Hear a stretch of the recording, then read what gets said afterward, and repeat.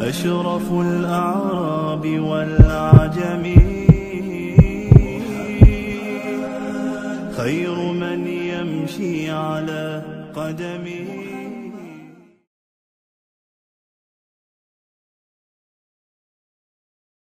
الحمد لله وحده والصلاة والسلام على من لا نبي بعده أما بعد السلام عليكم ورحمة الله وبركاته. On disait donc que le prophète d'Allah sallallahu alayhi wa sallam, il allait s'isoler dans la grotte de Hira, dans cette montagne, cette fameuse montagne qui s'appelle Jabal al-Nour, qui est située à 3 km, 3 km 5 au nord-ouest de Mecca, pour s'isoler donc, pour méditer et essayer de réfléchir sur la situation. Il est dans cette grotte, il vient et il repart chez lui quelquefois lorsqu'il n'a plus de provisions, depuis 6 mois déjà. Depuis 6 mois, eh bien, il est en train de s'isoler pendant quelques nuits, quelques jours dans cette fameuse grotte de Hira, jusqu'à ce qu'un jour, parmi les derniers jours du mois de Ramadan, on est un lundi, peut-être le 27 du mois de Ramadan, peut-être le 25 du mois de Ramadan, peut-être même une autre date. Wallahu a'lam, il est dans cette grotte. Et tout à coup, il voit quelque chose qui s'approche. Le prophète d'Allah sallallahu alayhi wa sallam, il est tout seul dans cette grotte et il voit quelque chose qui s'approche. Et cette chose, en s'approchant, eh bien, elle va lui dire « Iqra, Iqra ». Iqra qui veut dire « lis », à l'impératif donc. « Lis, lis ». Le prophète d'Allah sallallahu alayhi wa sallam, il voit cette chose, il ne comprend pas trop ce qui se passe.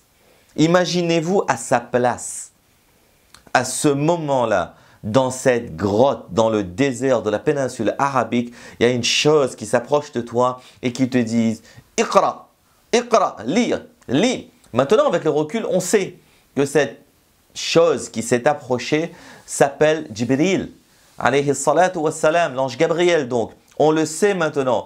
En plus, l'ange Gabriel, l'ange Jibril, lorsqu'il est venu ce jour-là, il était dans sa forme originelle, dans sa forme angélique, et une forme donc très grande. Le prophète d'Allah sallallahu alayhi wa sallam, il commence à prendre peur.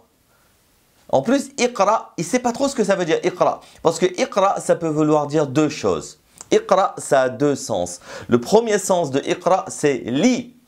Lis comme tu lis dans un livre, dans un support, lis. Et le deuxième sens de Iqra, c'est récite de mémoire. Et donc, il y a deux sens de Iqra. Le prophète d'Allah sallallahu alayhi wa sallam, au début, il comprend le premier sens. C'est-à-dire, lis comme tu es en train de lire dans un support. Et le prophète d'Allah sallallahu alayhi wa sallam, on le sait, il ne sait pas lire. Il n'a jamais appris à lire. Il n'a jamais appris à écrire.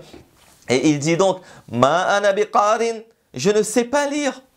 Je ne sais pas lire. Le prophète d'Allah sallallahu alayhi wa sallam, il répond à Jibril alayhi salatu wa sallam, mais je ne sais pas lire. Et l'ange, il va répéter une fois, deux fois, trois fois. Et à chaque fois qu'il va répéter, il va le presser fortement. Il va le serrer fortement contre lui jusqu'à ce que le prophète d'Allah sallallahu alayhi wa sallam ne puisse plus respirer. Il va le serrer très fortement contre lui.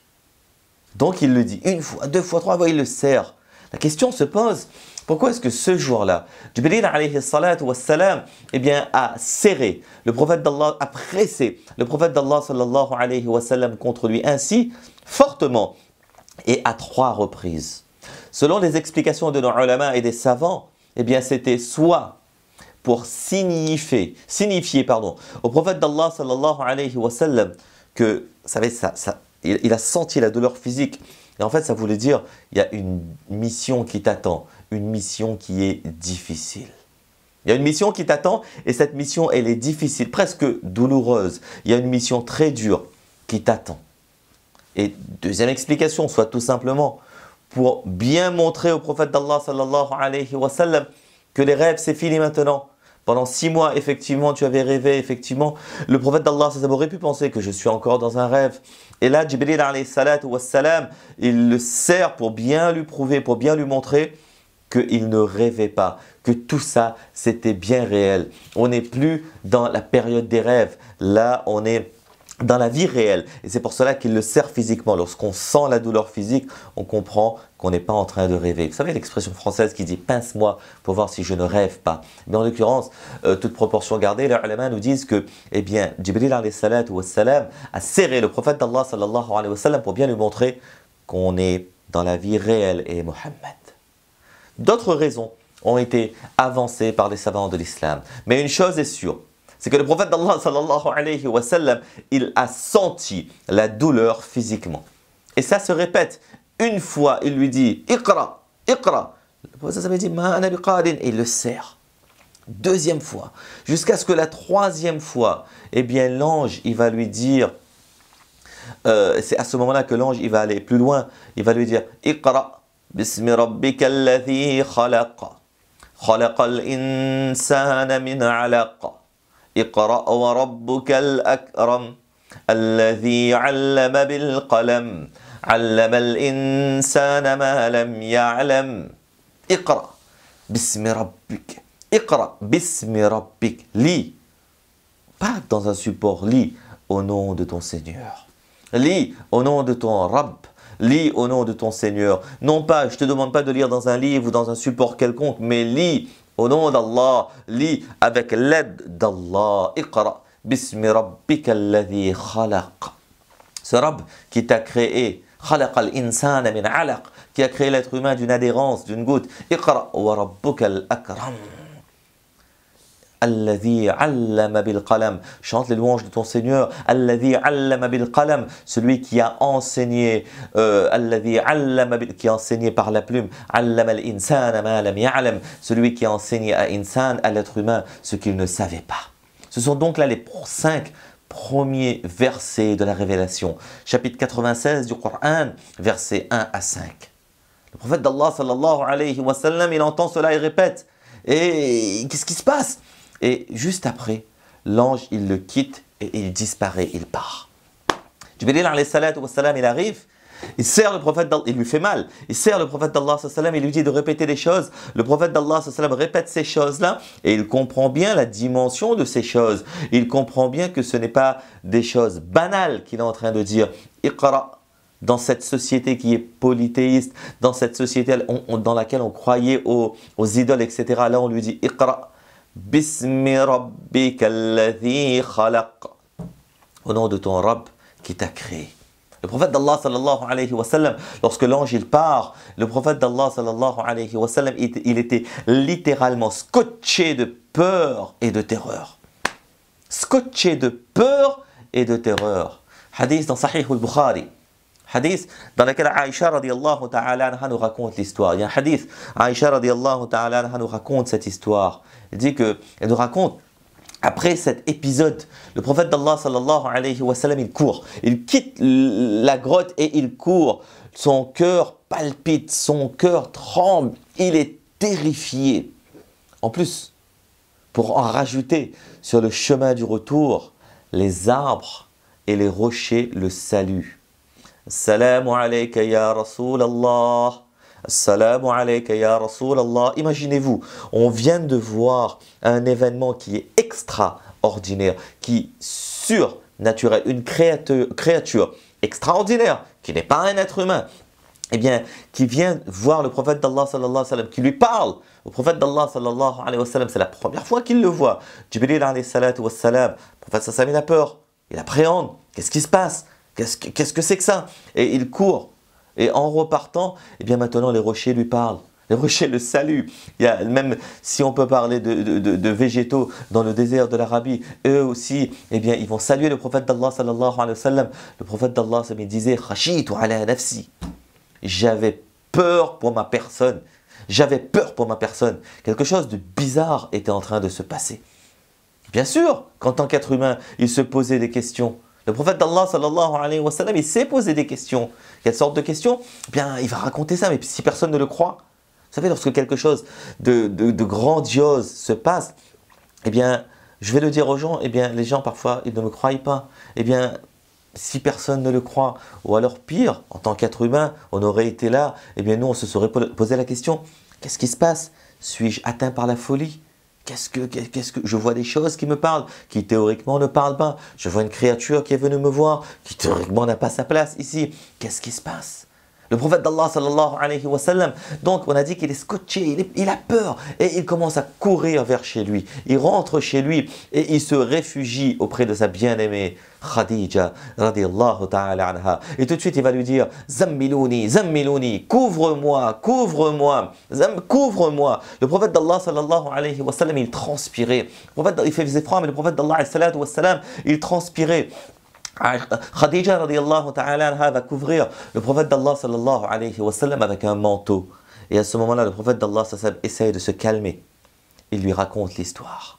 Il va raconter l'histoire à son épouse Khadija radiallahu ta'ala anha. Khadija va calmer le prophète d'Allah sallallahu alayhi wa sallam et va le rassurer. Vous savez, Khadija radiallahu ta'ala anha, c'était son épouse, c'était son libas. Allah subhanahu wa ta'ala ne dit-il pas dans le Coran Hunna libasul lakum wa antum libasul lahunna.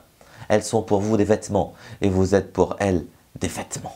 Vêtements. Allah subhanahu wa ta'ala il utilise la métaphore de vêtements pour parler de l'époux et de l'épouse. Et une des fonctions du vêtement justement, c'est de protéger.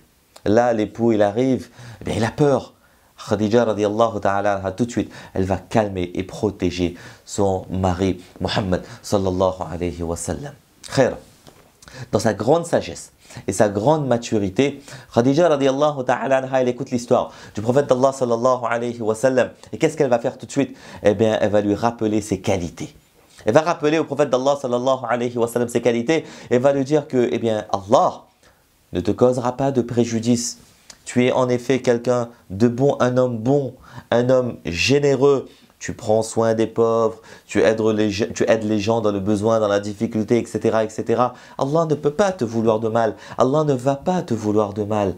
Et Khadija radiallahu ta'ala va lui rappeler ses qualités pour lui dire que ce qui s'est passé, ça doit être vrai et ça doit vraiment venir d'Allah. Ça ne doit pas venir du démon et des shaitans. Khadija radiallahu ta'ala anha, elle va lui rappeler ses qualités. Nous pareil, hein, lorsqu'on a quelqu'un qui parfois perd confiance en elle, lorsqu'on a des personnes autour de nous qui n'ont plus confiance, qui let go, qui baissent les bras, qui lâchent prise, eh bien à ce moment-là, il s'agit pour nous parfois, pour leur remonter le moral, pas de leur mentir, mais de leur rappeler leurs qualités, en disant que tu es comme ça, il ne faut pas lâcher prise et il faut y aller. C'est ce que Khadija radiallahu ta'ala anha, ce jour-là, elle a fait avec le prophète d'Allah sallallahu alayhi wa sallam. Elle le calme en le rassurant. Ce que tu as vu doit être bien réel. Ce n'est pas l'œuvre du démon. Voyons là l'apport phénoménal de Khadija radiallahu ta'ala anha. Vous savez, on doit beaucoup à Khadija. Allah, il a fait le destin. Allah subhanahu wa ta'ala, il a écrit le destin de la sorte, et ça on le sait, c'est Allah qui a tout programmé, c'est Allah qui a tout fait. Mais imaginez juste un instant qu'il y aurait eu une autre personne à la place et on arrive devant notre épouse et on lui dit voilà, j'ai vu quelque chose qui est hors du commun, un extraterrestre, quelqu'un qui n'est pas de la terre, quelqu'un qui est venu me voir et qui m'a parlé. En plus, je sors de là, il y a les pierres qui me parlent, les rochers qui me parlent, les plantes qui me parlent, etc. Eh bien, peut-être que la personne en face de nous, elle se serait moquée de nous. Elle se moque de nous. Elle dit, t'es pas bien, va dormir, t'as de la fièvre, va prendre un médicament et va dormir. Ce jour-là, Khadija radiallahu ta'ala anha, elle s'est pas moquée du prophète d'Allah sallallahu alayhi wa sallam. Ça aurait pu changer l'histoire, changer le destin. Allah, il fait ce qu'il veut. Allah, il a écrit cela. Allah, il a utilisé Khadija radiallahu ta'ala anha comme intermédiaire. Mais voyez l'apport phénoménal depuis le début de Khadija radiallahu ta'ala anha. Elle a toujours protégé, préservé le prophète d'Allah sallallahu alayhi wa sallam. Donc voyons Khadija radiallahu ta'ala anha, d'abord elle a accueilli le prophète d'Allah sallallahu alayhi wa sallam, elle l'a couvert physiquement avec un manteau, puis elle l'a rassuré, elle l'a couvert de son corps, et puis elle l'a rassuré avec les mots Khadija radiallahu ta'ala anha, et on va voir que ce n'est pas tout.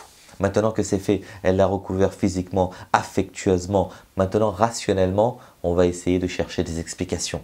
C'est quoi cette chose? On va essayer de chercher des explications et naturellement, on va se tourner vers des gens qui savent, vers des gens qui connaissent un peu plus que nous, vers des gens qui peut-être, potentiellement, eh bien, peuvent savoir de quoi il s'agit. Et on va voir que Khadija radiallahu ta'ala anha, a encore une fois été de très bons conseils au prophète d'Allah sallallahu alayhi wa sallam, en l'emmenant vers des gens qui savent. On va le voir lors de la prochaine séance, bi'iznillahi tabaraka wa ta'ala.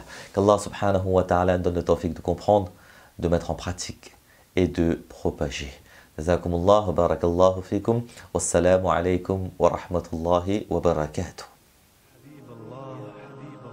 يا رسول الله محمد